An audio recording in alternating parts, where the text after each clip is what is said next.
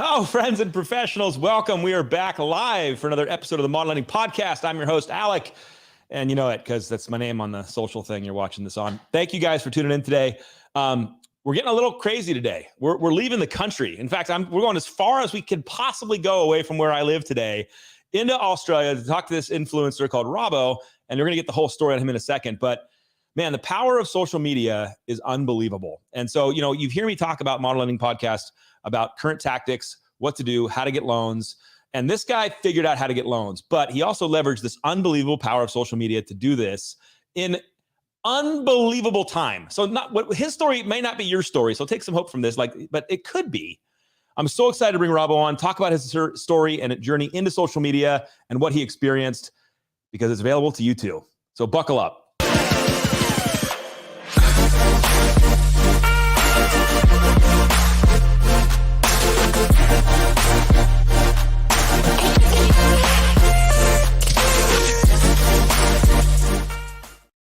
Dude, so Robbo, you have an incredible story. In fact, when we connected and I was like, you have to let me bring you on the podcast. Like what you've done in such short amount of time is unbelievable, bro. It's unfreaking real. And I'm so excited to unpack it today. Thanks, man. But first of all, thank you for getting up at ass crack in the morning. What time is it in Australia right now? It is 6 a.m. 6 a.m. Yeah. So yeah, it is a bit earlier than I usually wake up, I have to tell you. Well, dude, I'm so grateful for this conversation today. I'm so appreciative of you. So can I start at kind of the beginning for a second? Yeah, absolutely, man. All the way back to when I became a lender, to when I became a mortgage broker. Yeah, I want to go all the way back in time to when you became a mortgage lender. Yeah. which when we say all the way back in time, it wasn't that long ago. So it was only in June of 2021. So yes. yeah, which is not long at all. So June of 2021 is when I officially became licensed to be a loan advisor. And yeah, I guess having built successful businesses in the past, I was acutely aware of how important it was to market my business.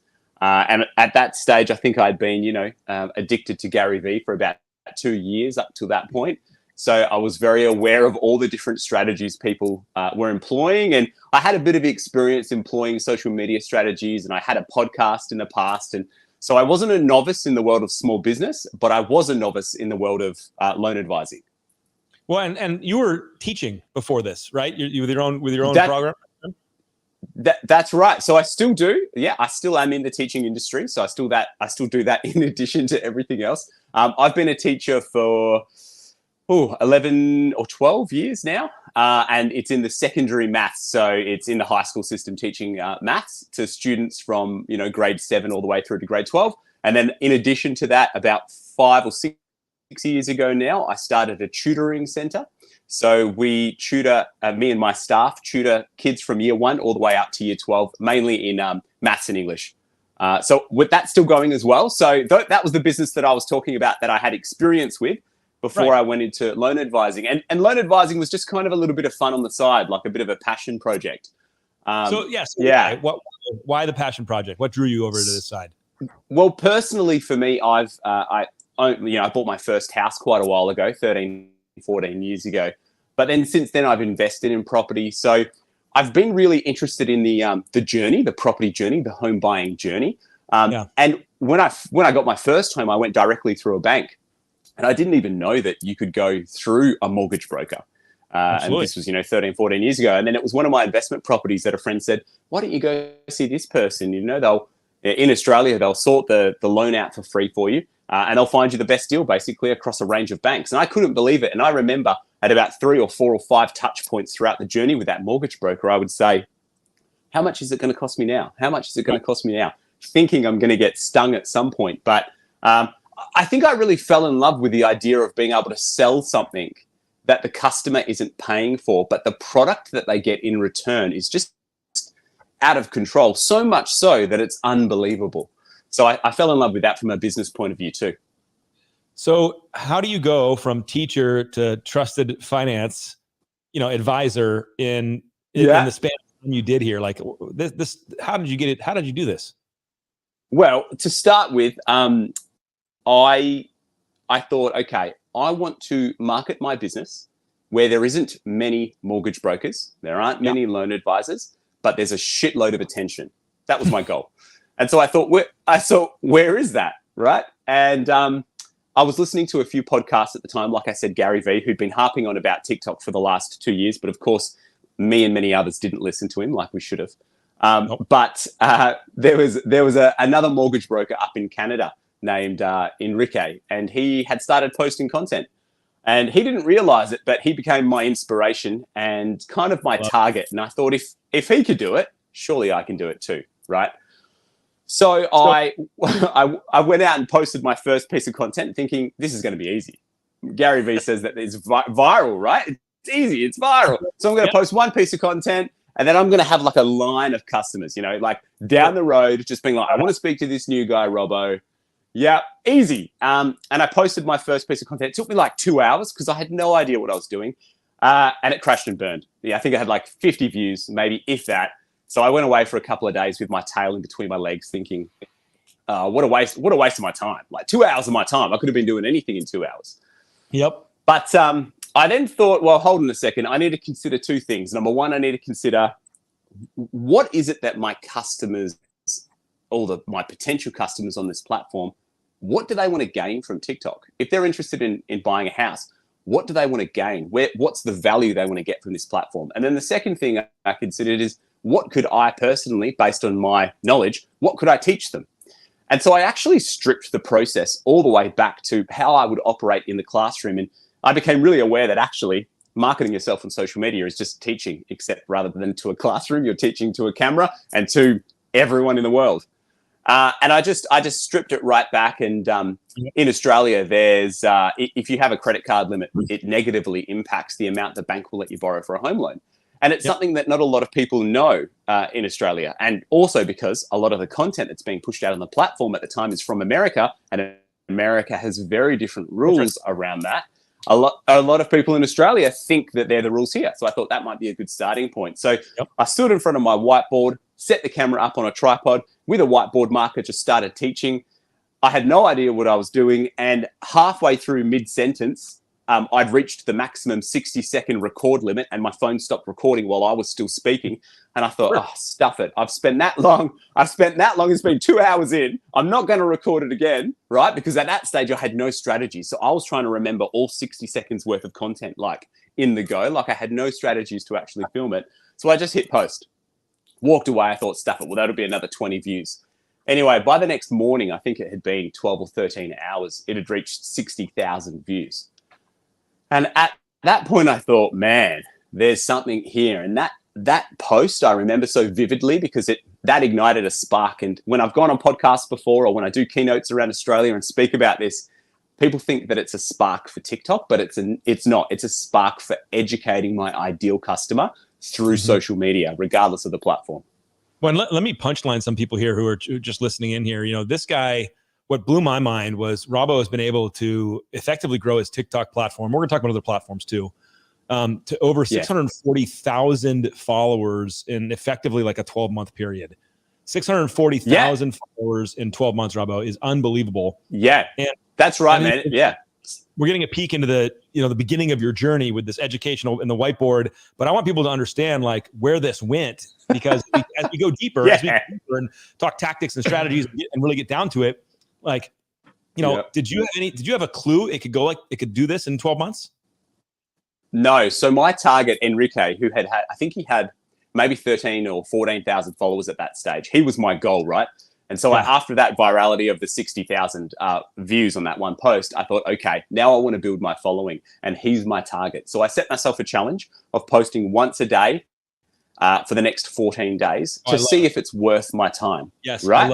And so once a day, 14 days. And after those 14 days, I got to a point where I think I was just shy of where he was. Like I had built up followers pretty quickly, and I got to about 9,000 followers. But still, at that 14 days, I was like, okay, will I get there? 9,000 is great. Because you know, you're not getting virality every time. I might get a 60,000 post, and then the next day I'm getting 4 views, and then the next one I'm getting 100,000. The next one I'm getting 10. And so the insecurity creeps in based on your time allocation at that point, even after 14 days, even at 9,000 followers. But then something miraculous happened. After 14 days, I got my first lead. And I was like, oh, here we go. Now, it's important to highlight, and we'll talk about growth in a minute, but it's important to highlight at that point what my profile looked like. So I still had no idea what I was doing. There was nothing in my bio, so there was nothing in there. There was a photo of me just holding my newborn son doing a thumbs up at the camera, right? Like the most unprofessional, like, you know, people would go onto it being like, what is this guy all about, right? I had no Facebook account, no Instagram account. There was no Google reviews. You couldn't Google me. I'd been a mortgage broker. I'd been a loan advisor for 15 days, right? Yeah. So, right. And anyway, still this dude, and you couldn't even message me through TikTok. The only way you could message me was if you had commented on enough of my videos for me to then follow you back. And then once we both followed each other, then you could contact me. That's how hard it was. Yeah. Yeah, I was like impossible to speak to, right? But still, this one dude, Peter, had commented on so many videos.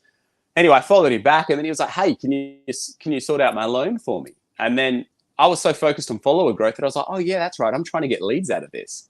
And you know, the fact that Peter wanted to engage my services over any other mortgage broker in Australia who had a website, Google reviews, Facebook reviews, and if we simplify it down, it's because in those 14 posts, I provided value. And that should be the key takeaway for anyone listening to this podcast is if you provide the most value, you will gain the most attention. And that's at its core what you need to apply. Provide the most value, gain the most attention. And so it was at that point that then I got the second wind. I got my second spark from Peter because I thought, oh my God, like he gave me confidence. Because now I was like, yeah, okay, people trust me through this content. I've all of a sudden, 15 days in, started to be seen as an expert. Mm-hmm. And then, of course, I started to do a bit of research and I realized that, geez, 9,000 followers. I think I'm maybe the second most followed person in Australia now in this industry, on this platform. So that then made me go, all right, I'm going to keep posting once a day for the next 6 months. And then it took me about 6 months to get to around 30,000 followers on the platform. And it was at that point that I was then getting so many leads, I had to go, whoa. Yeah. Let me back you up because you made a great. Yeah. I'm going to clip this comment for sure. You know, if you provide the most value, you gain the most attention, all this stuff. But I want to ask you this question because I think people are going to peel deeper on this. How did you define value? Like, what is value to the person you're trying? Like, how did you define that? So if someone's going, well, I don't know what value is, what's your answer to that?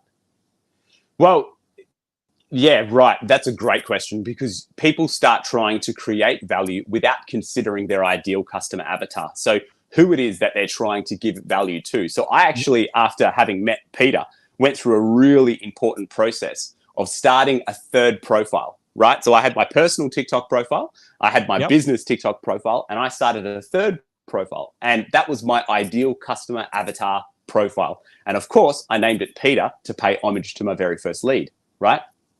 Now, the reason why I did this is because I bought my first home 13, 14 years ago. And on this platform, I was trying to hit first-time home buyers. But I don't know what they're thinking. I don't know what they're interested in. And I didn't have any customers. I didn't have a customer bank that I could survey and, you know, figure out what they're into, like a lot of loan advisors who listen to this would. So I had to let the TikTok algorithm do all the work for me. So I went onto Peter's profile. And I started scrolling through the For You page, pretending I was a first-time home buyer. Geez, what would they be interested in? Well, they really want to save money. Okay, so saving strategies, budgeting strategies. As soon as I saw a piece of content that was like that, like it, go to the comments. Commenting as some random dude named Peter, but obviously no one knew that, you know. I didn't even have a profile picture on there, right? Commenting on the post. But the idea is the more that you engage in that content on your ideal customer avatar profile, the more likely it is that TikTok's going to push out that content on the For You page. So still today, a year and a half later, I go onto that profile and get inspiration for my business account by scrolling through Peter's profile because TikTok pushes all the stuff to me. Bro, this is an incredible piece of advice. I mean, I have actually been talking to lots of social media experts. I have never heard one person ever bring up that, and maybe this is well known. Maybe I'm the one in the closet, but I've never heard one person bring up the fact that they started a profile liked and searched for the thing that this avatar, this person that you want as a lead would be searching for. And then using because it for you want to, gold. Yeah, man, because you want two things. You want, number one, you want to get inside your ideal customer avatar's head, but you also want to get inside the TikTok's interpretation of that. Hell yeah. Right? Because we want to understand what TikTok's pushing out. And they're two different things. They should intertwine, and most of the time they do, but we need to figure that out. And so actually using the platform not only gets you inside their head, but it also forces you to consume content on that platform. Too many people come into TikTok going, I'm going to create all of these videos, but then they don't spend any of their spare time actually consuming the platform. So how are you going to create engaging content native to that platform if you don't spend any time? So this process forces you to educate yourself on the platform because you're trying to put that time into that ideal customer avatar, but then it also really makes you aware of the type of content that hits. So, Robbo, I got to share this comment because I know you'll like it, because Gary Vee is, I'm a fan too. And he's always known for saying like, oh, you don't get any results on Facebook. It's not Facebook's problem. You just suck at Facebook. And it's important to hear that because these platforms are incredible opportunities and they're incredible tools, but if you're using them wrong, or if you don't understand them, or if you're not taking the time to master them like Robbo was doing and still does today, then how can you expect it to work for you? So it's a great comment, man. It's a great comment. Yeah, exactly right. Exactly right. And so that's the first part of the puzzle, right? Is how do you figure out the value to provide is you really need to identify your ideal customer avatar. Yeah. The second part of the puzzle before we start producing content that has value is you need to think about who you're going to be on social media. Oh, I like this. Now, this is a really hard point to digest. And I know this because it took me months and months and months and months. But your uniqueness is key, right? So who you are, your individuality, is what sets you apart from everyone else. But the insecurity creeps in and we think, oh, no, I can't be who I am. No one wants to listen to me. Yes, 1000%. But your individuality is key. However, who you are in the office is very, very different to who you are when you walk in the door at home. And it's very different to who you are when you're out at the pub having a few beers with the boys. That's right. So you need to figure out what parts of your personality, you're going to dial up and what parts you're going to dial down. But it needs to be suited to your ideal customer avatar, which is why we go through that process first. I really like that introspection of dialing up and dialing back. It's not pretending to be somebody you're not. No. Which is right. You made that clear, right? Like you need that uniqueness. You need that kind of, but it also recognizes that like, you don't have to show the creepy side. You don't have to. You can just show. I like that a lot, dude. Exactly. And so for me, I thought, well, who do people want to listen to on social media? So I dialed up Robbo, the Aussie mortgage guy. He's here to have a laugh. He takes the piss out of himself, but at the same time, regardless of how much he's just joking around having fun, he really wants to listen. He wants to listen to what you want to achieve, and once he's listened to what you need, he's going to go away and find as much valuable information as possible and deliver that to you, regardless of if you're going to use him and his mortgage brokers. He doesn't care. He just wants you to find happiness. And if that's through home ownership, fantastic. That's the core of the character, the persona I've created on social media. So let me ask you some questions on that. And you can springboard on this wherever you want. There is a criticism, and I'll use TikTok specifically, but there's a criticism that it's too goofy. It just dances, and it's girls, and it's weird, and it's young kids, and this is a mortgage financing. This is a serious topic. Like this requires professionalism. This requires suit and tie kind of feel. Like how do you rectify or challenge that kind of viewpoint with Robbo, the Aussie mortgage guy, who's fun loving and self-deprecating and having a good time? Yes. What's your thoughts? Yeah. Well, look, I don't have a talent, right? And I do sometimes get in front of the camera and dance, believe me, but I am terrible at it.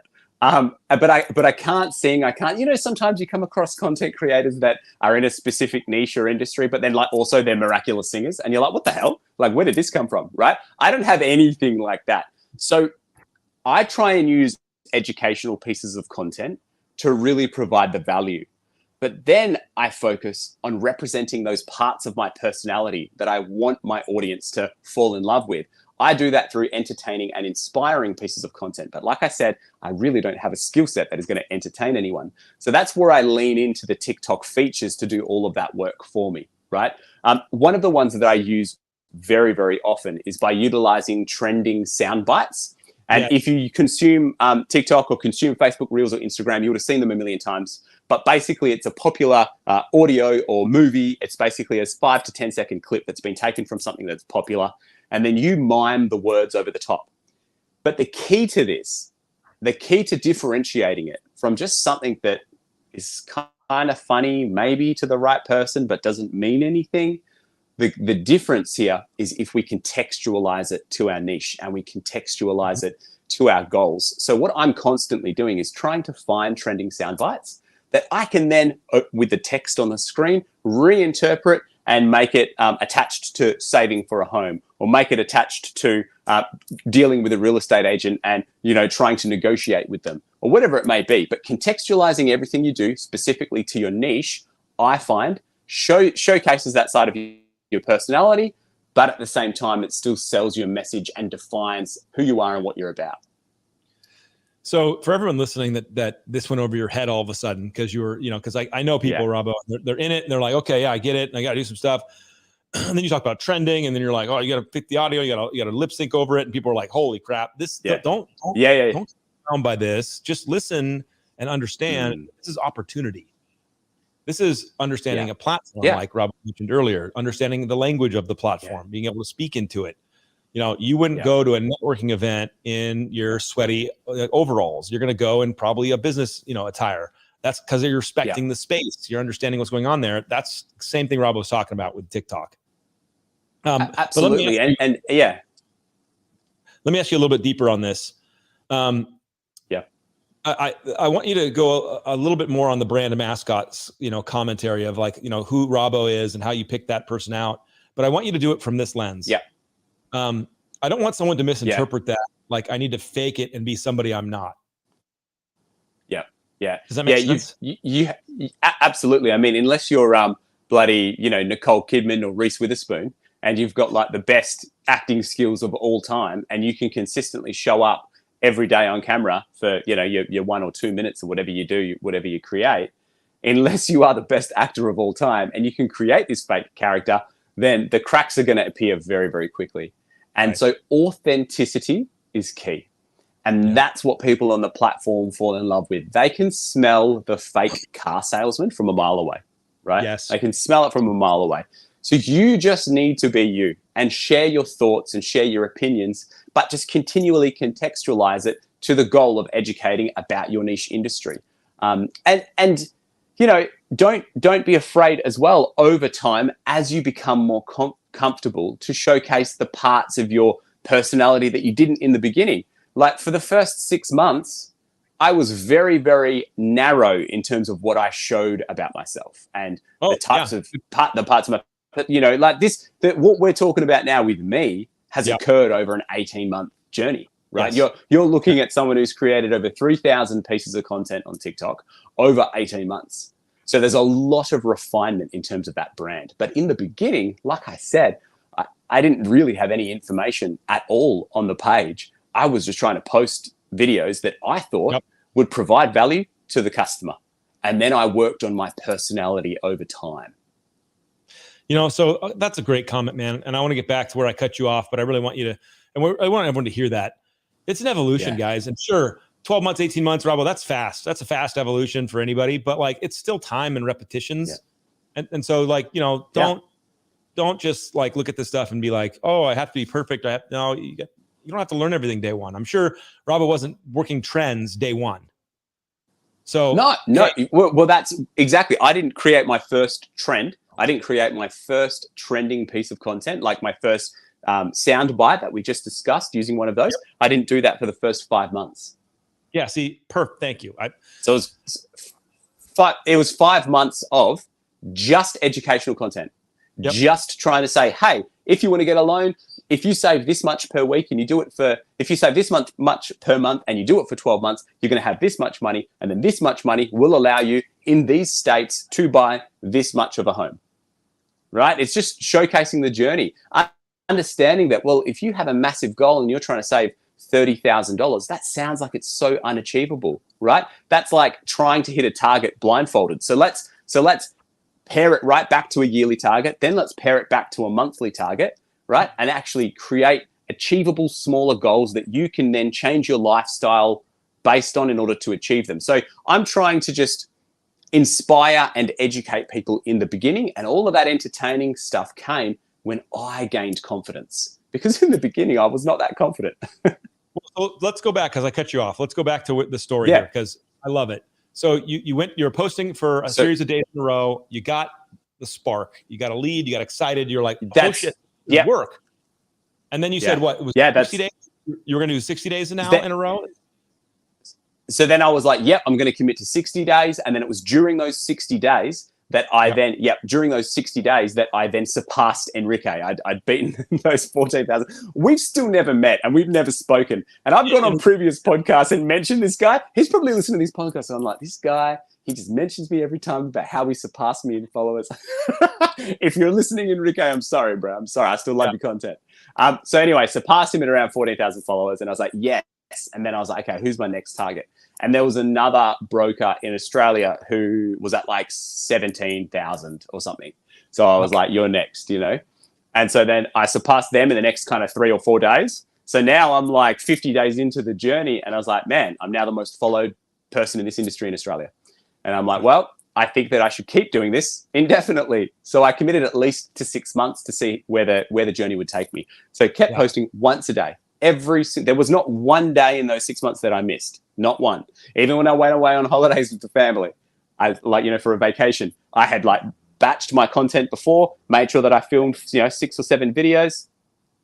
That's what I want to talk about. And then went, because people go, I can't post every day. It's impossible. How do you batch? What do you do? So I, to be honest, I don't batch often. I batch really based on necessity. So if, like I'm going away on a vacation, absolutely I'll batch. Yep. And I'll sit down for, 5 hours and try and film 6, 7, 8, 9 pieces of content.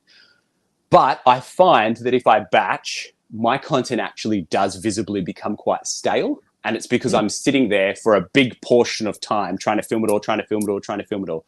So I have found that my content is a little bit more vibrant if each day in the moment I'm coming up with new ideas. And it also gives you time each day. If you're coming up with a video each day, one piece of content each day, it gives you time as well to be inspired by the new trending stuff that's happening each day. So you're kind of like keeping on trend with what's going on, and trends can change within 2, 3, 4 days, So if I need to, I batch, but I tend to not do it that often. However, if you're in a position where you need to batch, absolutely take advantage of that. Find 2 big blocks of time, get as much filmed in that time as you can, and then have them saved in your drafts, ready to go. And then you can just hit post on it when you need to throughout the week or whatever. It got to a point I was posting every single day. And it got to a point 6 months in where my goal for this, because remember, I am still teaching now too, but I was still teaching at that time. And I had my tutoring business as well. So this was like, hey, if I could get 1 lead a month, happy days. Like, that's awesome, right? This is just kind of like a little bit. I was probably getting, I don't know, like 30 leads a week. Jeez. And I was like, okay, I'm having to reject 90%, of these leads coming in. I just did not have the time to service them. So I had a decision to make. This is kind of a fork in the road. I either go and hire staff and just, have a massive team. But at that point, I'd been broking for 6 months. And so I was like, it's probably not the best idea to like lead these team of mortgage brokers when I'm still trying to bloody figure everything out, right? I was still like, how do you submit deals again? Yeah, exactly. Like there's all that back end process I was still learning too. So that's when I started reaching out to mortgage brokers all over Australia. And I decided, well, rather than continuing to do the broking, I'm going to lean into what I'm clearly really good at, which is the communication side of things. Yep. So I started cold calling mortgage brokers and just said, hey guys, this is my platform on TikTok. Check it out. I educate home buyers, and then they contact me to get loans. How about I connect them to the best mortgage brokers in Australia, which is you guys instead, and then we do a commission split of the deal once it closes. And then that's kind of how the referral network was born. And everybody in America now is pissed because of RESPA, which we can't refer like that. But it's a genius. Can't you? No, not get paid. So we got a whole legal disaster there. But the gold mine, Robbo, that I just love understanding is the impact on the humans around you and what you're doing. And you said something really important that I want to go back to. You mentioned 3 pillars of content in a strategy that you have, which is entertaining, educational, and inspiring. Can you break some of those down a little bit? Like, how do you pick which ones you're going to lean into, and how do you drive your strategy? Yeah. I still today post, I'm going to say 70% of my content is educational, because it's in those educational pieces that people receive the most value. And they're also usually the clips that go for between 30 seconds and 60 seconds. And it's me generally explaining some sort of incentive or some sort of strategy that they can employ in order to buy a home, whether it's their first home or an investment property, with the least amount of savings in the bank, right? It's some really actionable stuff that they listen to and go, oh my God, I didn't realize that I'm this much closer to buying my first home, or I'm this much closer to using the equity in my existing home as a deposit to buy my first investment property, right? That's the stuff that I have found generates the most leads. And then 30% of my content is the entertaining and inspiring pieces, which showcase my personality. There's one thing I think the listeners should take away, and it's people often, when they're consuming social media, don't remember the content. They don't remember what they were taught. Yeah. But they remember how they feel, right? Yeah, they remember how it made them feel. And if you can push that feeling of hope, inspiration, happiness, if you can create that feeling inside of them when they see your face, it then means that the next time they see your face, where you're not maybe pushing that kind of inspiring, entertaining stuff, you're just being a little bit more bland and talking about whatever it is in the industry you need to talk about, they'll associate your face with that feeling. And that's what creates that lead generation, right? So it goes hand in hand. So 70% pushing education, 30% trying to create that feeling. That's the way that I look at it.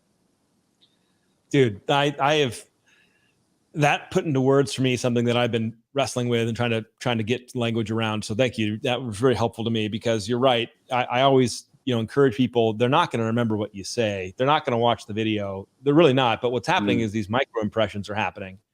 They're making contact with you on, whatever level you want to call it, spiritual level. And, even though they're not hearing you or necessarily watching every second, there's connection happening. And absolutely. It's real. Even if they don't watch the whole video, even if they only watch 10 seconds out of 30 seconds, they still may have had that emotional impression during that time. But, like all of us, we just keep scrolling, Now, you said that you have a formula, so to speak, or structure to your educational content that you've kind of developed. Can we break that down a little bit? Yeah, absolutely. So we just spoke about people scrolling away on social media, and on average, someone's scrolling away every 3 seconds, right? So they just look 3 seconds, they decide whether or not it's for them, scroll. So I like to start all of my educational pieces of content with a hook, right?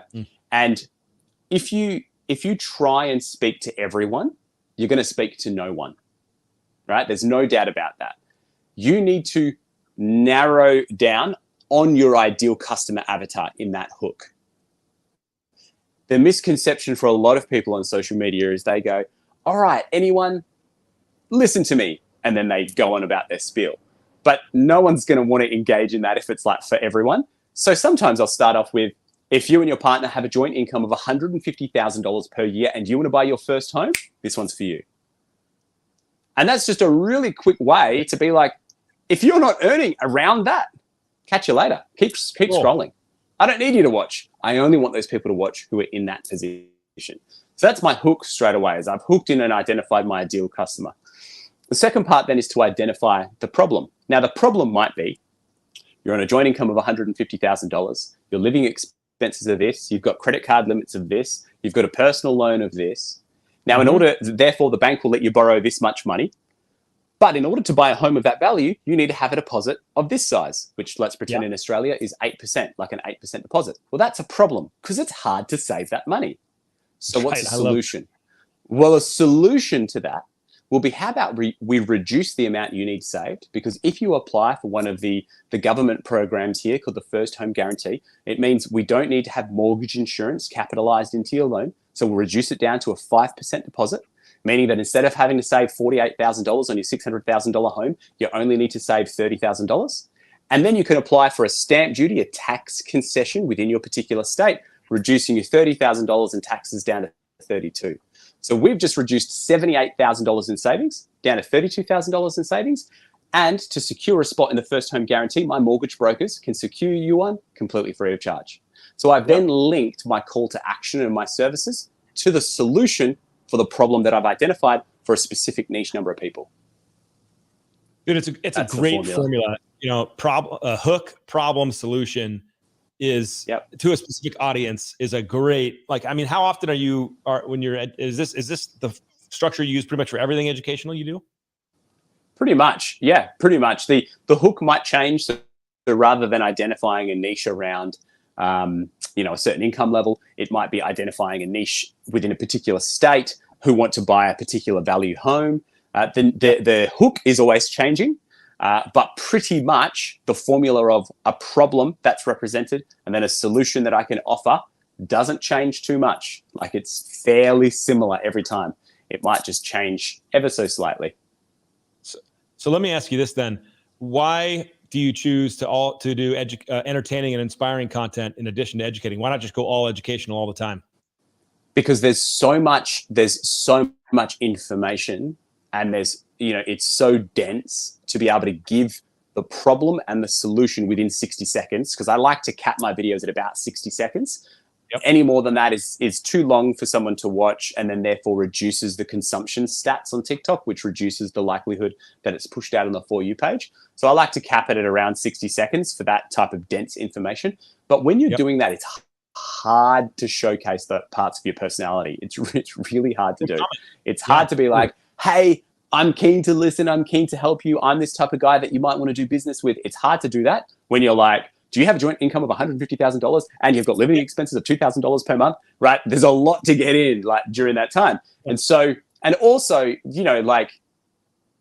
I don't want people to only see my face and only see me talking about all of the digits and the numbers and I want them to see my face and go, oh man, this guy's actually singing to some country music. I didn't know he likes country. Actually, does he like country? I wonder. Boom, that's just ignited a little thought pattern or a spark that makes them consider or think about me as a person. And I want them thinking about me in addition to my services. That's why I like to vary it up. Yeah, I think that is such a great way to say it, because, people like to work with people they like and that they know and that they trust. Well, now with the inspiring content, the entertaining content, the trend content, you're giving me a chance to get to know you. Exactly. I want them to fall in love with my personality, right? I want them to want to do business with me. And so when they're sitting there at home and they're like, to their partner, babe, do you reckon we're ready to buy our first home? Both of them, hopefully, have seen something entertaining or inspiring, and they'll both go, we should contact that guy on TikTok, right? And that's what you want, is you want that conversation to happen to be about you. And it's not going to happen if all you're ever pushing out is number stuff, digit stuff, number stuff. So let's go for another direction for a second. I mean, obviously, the results you had on TikTok are astronomical. And I share them because not everybody's going to experience that. They're not going to jump in for 14 days and all of a sudden hit certain things. But the opportunity is still relevant, and the strategies are still relevant. So, but you decided to finally get into Facebook, right? What happened with your Facebook? So I conducted. Yeah. So I had gained at this stage, I think. So on TikTok, I've gained 380,000 on TikTok, and when I conducted this experiment, I think I was at 350 maybe, So this was back on the 23rd of November. So this was only like 13 weeks ago, right? This is not that long ago at all. And I thought, you know what? I'm probably being really ignorant in my approach to social media. And at that point, what I had been doing was pretty much only posting to TikTok. I had an Instagram account where I was kind of just posting some stuff every now and then, but not much. And I thought my instinct was that Facebook was dead, right? And this came from a place where 4 years ago, I had a podcast called The Personal Business Show, and it did really well. And I remember trying to push out that content on Facebook, and it would just crash and burn. And it'd just be like, it felt like a waste of my time. And so I was carrying the baggage of that experience.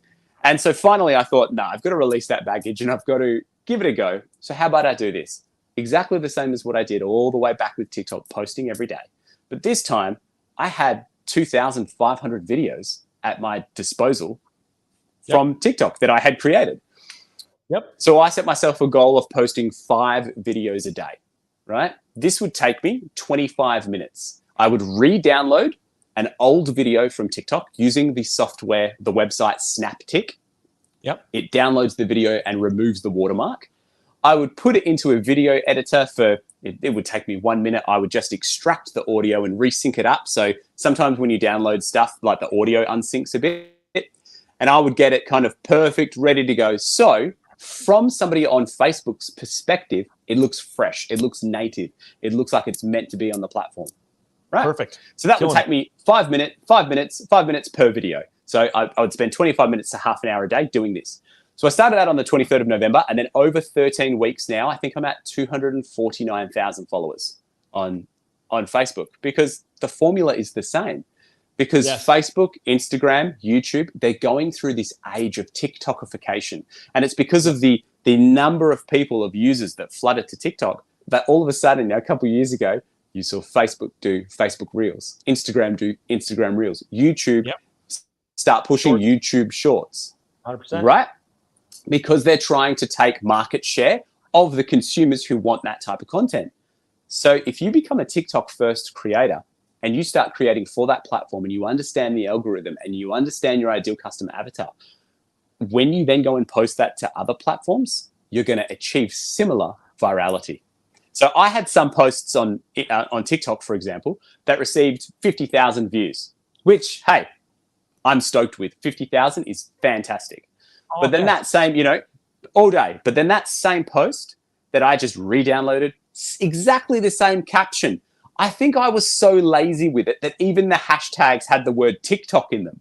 And I would repost that to Facebook, right? Like I was super lazy with it. That same video that had 50,000 views on Facebook was getting 7 million, right? And so the comparison was just insane. And so I really, over Christmas period, I really lent into that and just did not pump the brakes. And so I was doing 5 a day, 5 a day, 5 a day. And now the number of leads that I'm acquiring at 249,000 followers on Facebook, I'm at 385,000, I think, on TikTok, over 10,000 or just under 10,000, I think, on Instagram. So collectively, we're at that 640,000 followers. And it's made my last month in February, just gone, my biggest month of all time, hands down, because of now I'm getting leads from Facebook and TikTok collectively. So in that 1 month, we pulled in 1,500, so 1,500 leads, just over 1,500. Now this is the icing on the cake, though, Alec. This is the icing on the cake. Over the 12-month period, I've generated over 10,000 leads, right, through doing this. Not $1 has been spent on advertising. All of this is purely organic. It's free. Purely organic. It's free. It's free leads, because I stand in front of my camera and educate people about mortgages. I do in front of the camera what every loan advisor in America does face-to-face with their clients. I just do it to a camera, right? Bro, okay. Look, I got a few more minutes with you, and I have a few more questions. First of all, that's why I loved having you on today, because I was like, you're just going to tell everyone the truth, and they just don't want to hear it yet, or maybe they're ready to hear it, and maybe someone's like, well, shit, this guy's doing it. What's stopping me? So I'm such a fan of this whole experience. Since this is really so new for you, this journey into this space as a mortgage advisor, if somebody's going to start out on this thing, what encouragement do you have for them? What words of wisdom do you have for somebody starting out? Yeah, I think in the beginning, the biggest roadblock that I had was the insecurity that crept in based on my thoughts about the people watching and the comments they would make. I had this idea that, people were going to be saying stuff that wasn't positive, and of course you get trolls in anything that you do. And social media, Yeah. there's a lot of trolls, don't get me wrong. So you've got to steel yourself and make sure you're resilient to that. But I came to realize after a couple of months that I didn't care about user 74789 that lives down in Alabama. I didn't care about them, right? I cared what my wife thought and what my brother thought and what my brother-in-law and sister-in-law and my cousins and people that I haven't seen since high school in 14 years. They're the people that I cared about, right? So good. And so, yeah, that's what you have to let go of. If you've got people in your life who aren't going to be supportive with this type of an endeavor, are they worth being in your life? That's the first thing to consider, right? Cut them, right? Bit hard to cut your wife, so I'm not saying that. But, that's a different story. But if you've got people in the past that you're worried about, you need to let go of that judgment. You need to lean in to creating. Remember, we're not just going on social media to create to become these super popular, famous people. We're trying to increase our bottom line. We're business owners. That's what we're doing. We're trying to increase our bottom line. And I think that if you've got that in the back of your mind as well, that this has a purpose, you're trying to provide for your family, it allows you to get past that judgment, I think. I love that, dude. And I just, the insecurity attacks everybody. I don't know what I don't like what I look like. I don't like what I sound like. What if I say something dumb? What if somebody comes at me and, trolls me? I mean, all that stuff really stops people. Yeah. And you're done. This is another really good key takeaway. Done is better than perfect.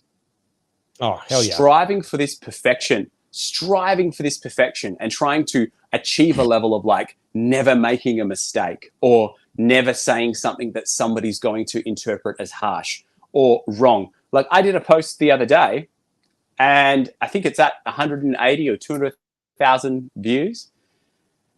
And I think there's 500 comments on there. 250 of those comments are super harsh. How could you say this stuff, right? Because my post was all about how I was in a taxi the other day speaking to a man who had immigrated recently to Australia, and he was telling me how much he works. He's working 70 hours a week because he's trying to provide for his family back in Pakistan, and he's trying to build a life here. And so I was like, hey guys, I think the new reality of trying to achieve home ownership isn't just working 38 hours a week anymore. We're in a different world. We've got people grinding away, trying to, buy homes, working 70 hours a week. So maybe some people need a reality check. Well, those people who don't want to work more than 38 hours definitely told me about it in the video, right? So that's 250 comments that are negative, 250 comments that are positive, but there was 10,000 likes and then there was 200,000 views. So you need to look at the negativity in proportion to everything else. Can you imagine standing in the middle of a stadium with 200,000 people looking down at you and only 250 of them out of the 200,000 have something negative to say? Well, then that should empower you to go, well, actually, I'm good to go. But we remember the 250 negative people because that's what our mind does. It plays on our insecurities. Robbo, any final comments for the people listening?